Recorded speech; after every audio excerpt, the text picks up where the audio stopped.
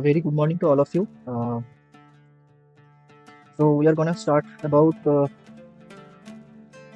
third video that we will be giving, that minimum spanning tree problem. So before starting with the problem, we wanna talk about that how what are the things we have discussed so far. So in the first video, we have discussed about the basics of the network analysis, and in the second video, we have apart from that introduction part, we have discussed about the applications of shortest path method in second video, and after that we have discussed one problem and we have solved that problem using the Excel software.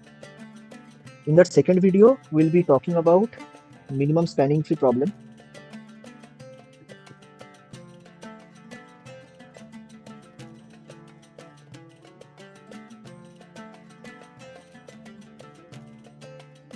Before deep dive into the problem, we'll be discussing about what are the minimum spanning tree, and what is minimum spanning tree and what is tree. So in the first video, we have discussed the basics of it.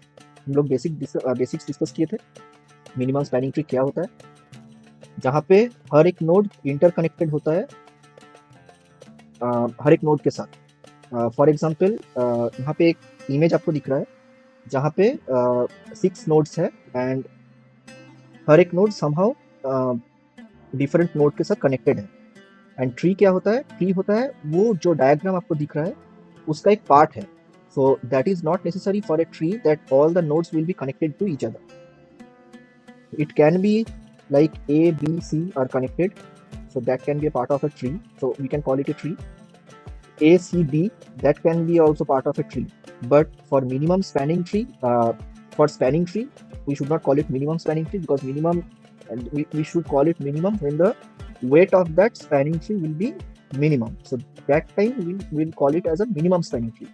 But ये जो diagram आपको दिख रहा है यहाँ पे बहुत सारा स्पैनिंग ट्री क्रिएट हो सकता है, लेकिन मिनिमम स्पैनिंग ट्री हम लोग यहाँ पे सॉल्व करेंगे जहाँ पे हम लोग का ऑब्जेक्टिव ये रहेगा कि जहाँ पे वेट ये डायग्राम का कम हो. तो that is why we are calling it a minimum spanning tree.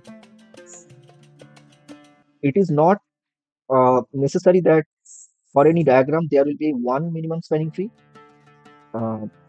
और one spanning tree. Minimum spanning tree एक ही होगा बट स्पैनिंग ट्री बहुत सारा हो सकता है. I mean, there can be multiple, if the diagram is very much complex, there can be multiple spanning tree, but minimum spanning tree where the distance will be, where the weight will be minimum, that can be one. I mean, एक ही create हो सकता है. तो अभी हम लोग start करेंगे एक प्रॉब्लम के साथ जहाँ पे डिस्कस किया गया है कि you are planning the network layout for a new residential development. The development has 6 different building locations and you need to lay down water pipes connecting these buildings. The objective is to minimize the total length of the pipe used, which will reduce cost significantly. The possible connections between the buildings and their respective distances in meters are as follows. हम लोग previous video पे जहाँ पे basics discuss किए थे वहाँ पे minimum spanning tree का जो एप्लीकेशंस है वो डिस्कस किए थे, वहाँ पे यूज होता है. For not only minimum spanning tree, for all the methods that we are going so far, हम लोग applications डिस्कस किए थे. अभी यहाँ पे हम लोग का ऑब्जेक्टिव ये है कि यहाँ पे बोला जा रहा है कि determine the layout of the pipes between the buildings that results in the minimum total length of the pipe needed to connect all the building. ये प्रॉब्लम देख के आपको समझ में आ रहा है कि बेसिकली हम लोग का जो टोटल लेंथ है जहाँ पे ऑल द बिल्डिंग्स, आपको यहाँ पे इमेजिन करना है कि A, B, C, D, E, F जो है ये हर एक नोड है एंड हर एक नोड को यहाँ पे सिग्निफाई किया जा रहा है कि ये एक बिल्डिंग का लोकेशन है. और आपको वाटर पाइप का डिस्ट्रीब्यूशन करना है जहाँ पे मिनिमम आपको टोटल लेंथ यूज होगा पाइप का and related to each other. तो कैसे आप डिस्ट्रीब्यूट करेंगे वो वाटर पाइप को, that will be our objective and that we are going to solve with the help of that Excel and using the theory of minimum spanning tree. Ensure that every building is connected directly or indirectly to every other building without any loop.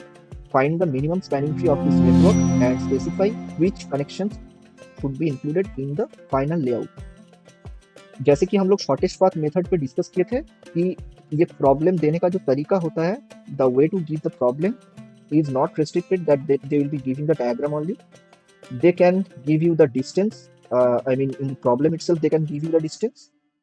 With the help of that, distance you can create the diagram. You can, I mean it is not necessary that you need to create the diagram, but अगर diagram दिया गया है वहाँ पे, आपको वो diagram का help से एक एक्सेल को बिल्ड अप करना है. एक्सेल का एक फॉर्मेट है जो कि हम लोग आगे डिस्कस करेंगे. तो वो डायग्राम का हेल्प से, डायग्राम में जो जो डिस्टेंस दिया गया है, जैसे नोड्स कनेक्टेड है, उसका हेल्प से आपको एक्सेल में वो वैल्यूज एंड वो फॉर्मेट में आपको वो सब पुट करना है. सो यहाँ पे डायग्राम है, लेकिन मैं वही बोलना चाह रहा हूँ कि ये डायग्राम नेसेसरी नहीं है कि डायग्राम दिया गया हो. आपको ऐसे नॉर्मल डिस्टेंस भी दिया जा सकता है, जैसे कि ए टू बी इसका वेट है 7, बी टू ई का वेट है 15. That is how they can give the problem also. जैसे कि यहाँ पे आप स्क्रीन पे देख पा रहे हैं कि A to B 7, A to C 9 metre. That is how they are giving the problem, but there can be a possibility that they can give the diagram also. ये डिटरमाइन करना है कि determine the layout of the pipes between the buildings that results in the minimum total length of the pipe needed to connect all the buildings. Ensure that every building is connected directly or indirectly to every other building without any loop. इसका मतलब ये है कि यहाँ पे question में बताया जा रहा है कि कोई लूप फॉर्म नहीं करेगा. अगर हम लोग प्रीवियस स्लाइड पे जाते हैं तो यहाँ पे अगर आप देखेंगे डायग्राम में ए से बी कनेक्टेड है, बी से सी कनेक्टेड है, ए से सी भी कनेक्टेड है, बट दिस का लूप. मिनिमम स्पैनिंग ट्री का ये एक रूल है जहाँ पे हम लोग ये इंश्योर करते हैं कि जहाँ पे कोई लूप फॉर्म नहीं करता है, लूप फॉर्म नहीं करना चाहिए. ए बी अगर हम लोग एज अ पॉसिबल पाथ ले रहे हैं एंड बी से सी अगर एक पॉसिबल पाथ ले रहे हैं, देन ए टू सी हम लोग नहीं ले सकते. तो that is basically the hard and fast rule of that minimum spanning tree that you need to keep in mind.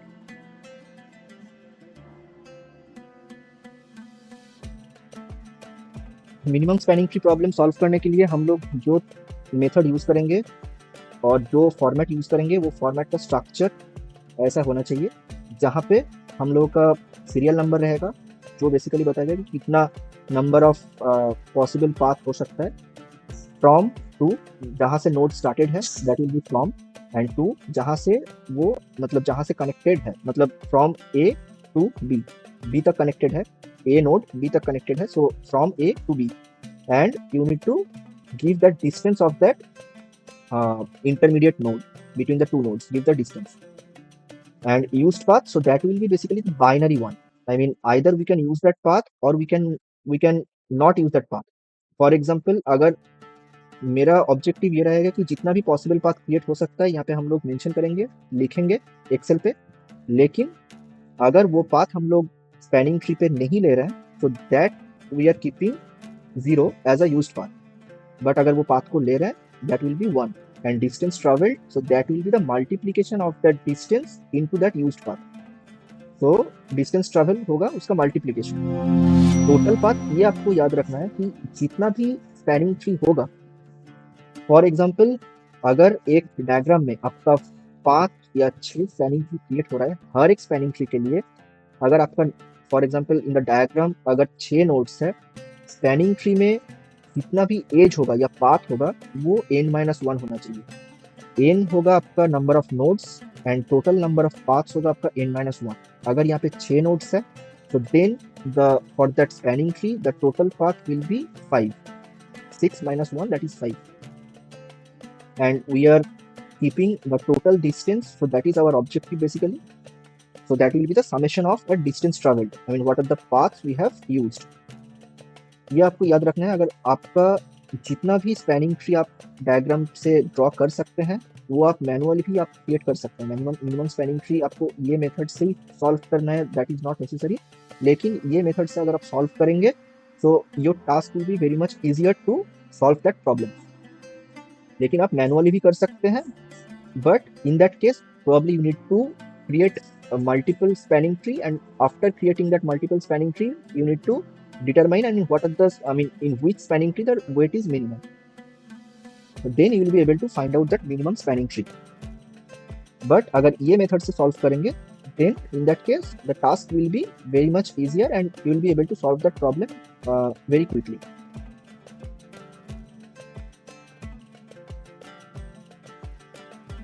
So जो फॉर्मेट हम लोग पीपीटी में डिस्कस किए हैं वही सेम फॉर्मेट को मैंने यहाँ पे एक्सेल में रखा है, जहाँ पे आप देख पा रहे हैं कि यहाँ पे सीरियल नंबर है, from to, distance, used path and distance travelled mention किया गया है. And apart from that we have mentioned the total path. मैंने आपको बताया कि जो टोटल नंबर ऑफ पाथ्स होगा वो आप जितना नोड्स आपको डायग्राम में दिया जाएगा उससे एक कम होगा। So and that is applicable for all the spanning tree. That is not, it is not necessary that it will be applicable for that minimum spanning tree only. अगर आप एक डायग्राम से 5-6 स्पैनिंग ट्री क्रिएट कर रहे हैं, हर एक spanning tree में आपका जो टोटल पाथ होगा, पॉसिबल पाथ होगा, वो n-1 ही होगा। लेकिन मिनिमम स्पैनिंग ट्री का ये सिग्निफिकेंस है जहाँ पे आपका टोटल डिस्टेंस सबसे कम होगा, मतलब total weight of the diagram will be less in that minimum spanning tree. So that is why we are calling it as a minimum spanning tree. In the short form, we used to call it a MST. So यहाँ पे serial number mention किया गया है।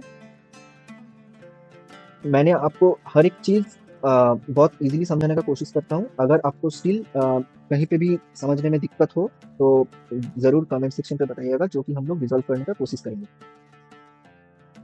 हर एक nodes जैसे कि diagram में connected है वो हम लोग यहाँ पे from and to and distance में मेंशन किए हैं। For example, A to B, this is our possible path. A to C, that is also a possible path, and the distance of that between those two intermediate nodes has been mentioned. Likewise, for all the nodes, we will be mentioning the distance and the possible path. A to B till we complete all the nodes. From A to B, the distance is 7. From A to C, the distance is 9. A to D, that is 14. B to C, that is 10. B to E, that is 15. C to D, that is 12. So this is how we have mentioned all the distance. जो game होगा ये solve करने का वो आपका लाई करता है ये यूज्ड पाथ पे। Either we can take the path and ये आपका बाइनरी होगा, मतलब either will be using that path. अगर हम लोग वो पाथ को लेंगे as a consideration then we will be keeping it as 1, और अगर हम लोग वो पाथ को नहीं ले रहे हैं then it will be 0। So there may be a possibility, so that can create a loop. So अगर ये लूप क्रिएट करता है then we will not be able to keep that path. ये हमने पीपीटी में डिस्कस किए थे कि यहाँ पे मेंशन भी किया गया था क्वेश्चन पे कि ensure that the loops are not being created. And ये आपको ध्यान रखना है कि अगर आप ए से बी ले रहे हैं फॉर एग्जांपल एंड ए से सी ले रहे हैं then you will not be able to keep B to C. So that is an hard and fast rule for that minimum spanning tree solve. Now ये जो है यहाँ पे आप देख पा रहे हैं कि यहाँ पे एक फॉर्मूला लगा हुआ है, ये डिस्टेंस इनटू यूज्ड पाथ। ये आपको फॉर्मूला लगा लेना है एंड ये टोटल डिस्टेंस जो है वो होगा आपका ये इसका summation and total number of path. आप यहाँ पे काउंट इफ फंक्शन भी लगा सकते हैं, आप मैनुअली भी ये रख सकते हैं। तो काउंट इफ लगाने का ये बेनिफिट है कि आपका गलती नहीं होगा। आप मैनुअली इसको काउंट करेंगे कि कितना 1 है यहाँ पे as a possible path, then probably you can miss one count. So count if लगा के आप total number of path यहाँ पे निकाल सकते हैं and you'll be able to get that the total number of path will be 1 less than the total number of nodes. इतना तक आपको समझ में आया है? Then after getting all the distance, keeping all the distance, we will be giving one filter. In Excel, in the drop down, we'll be getting that option that sort smallest to largest.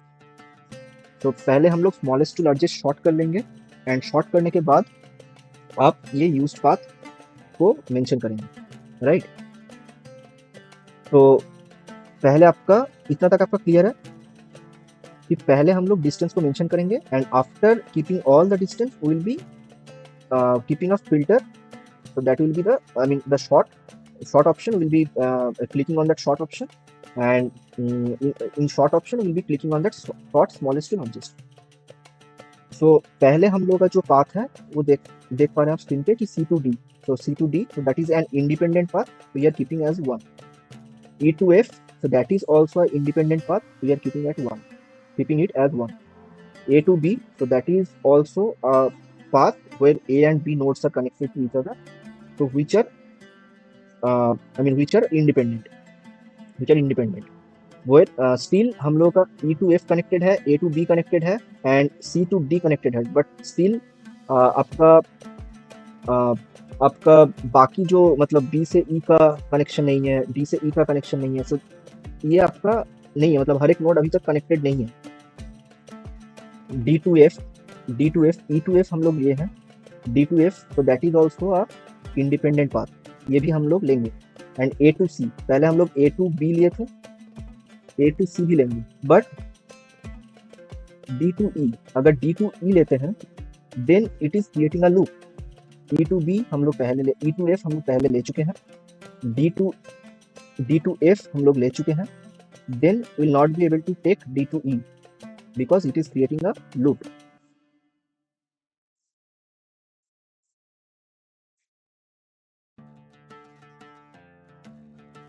Then B to C A to B हम लोग लिए हैं and A to C भी हम लोग लिए हैं.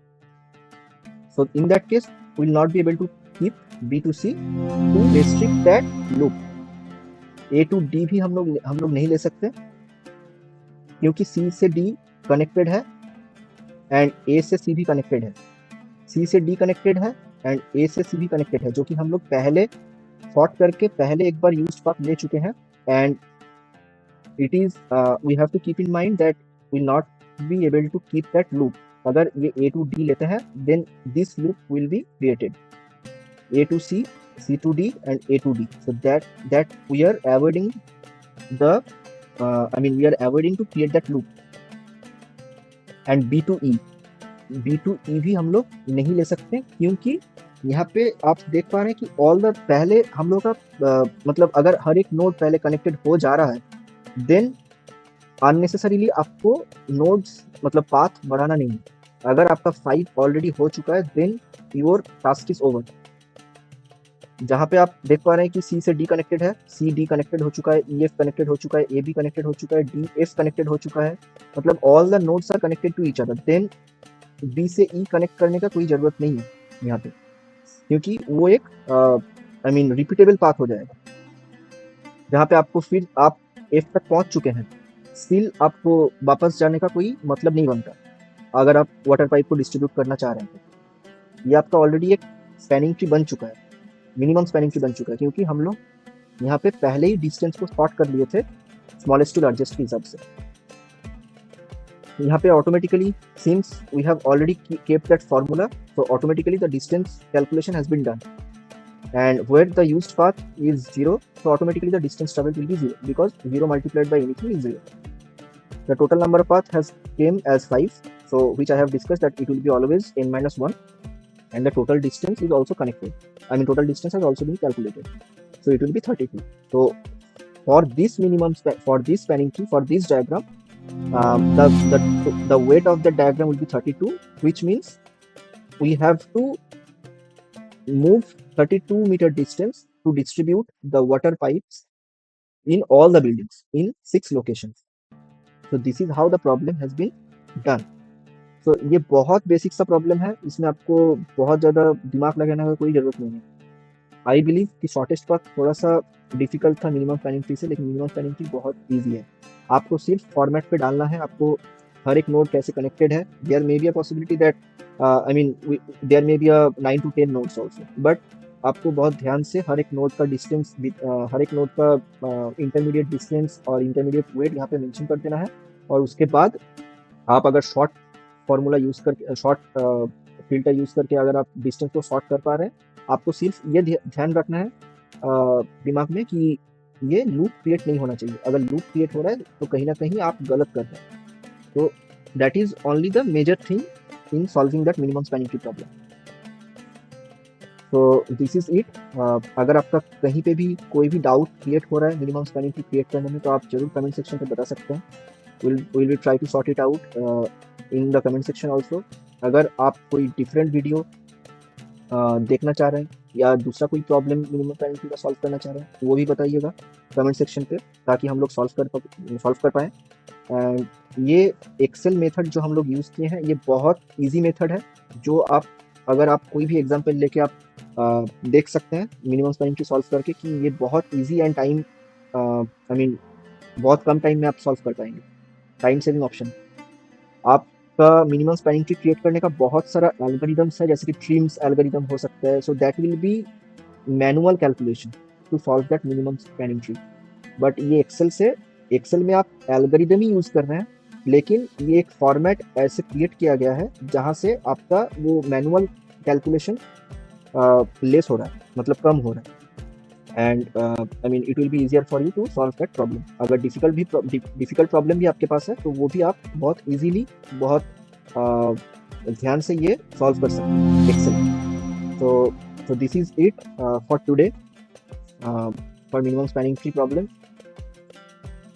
In the next video we'll be discussing about that maximum flow problem. We'll be taking one problem in maximum flow and we'll be discussing that problem.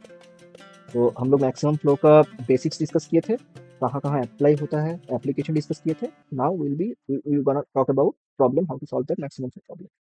Thank you so much. अगर आपको video अच्छा लगा हो तो ज़रूर एक like कीजिएगा and ज़रूर चैनल को सब्सक्राइब कीजिएगा। Thank you so much.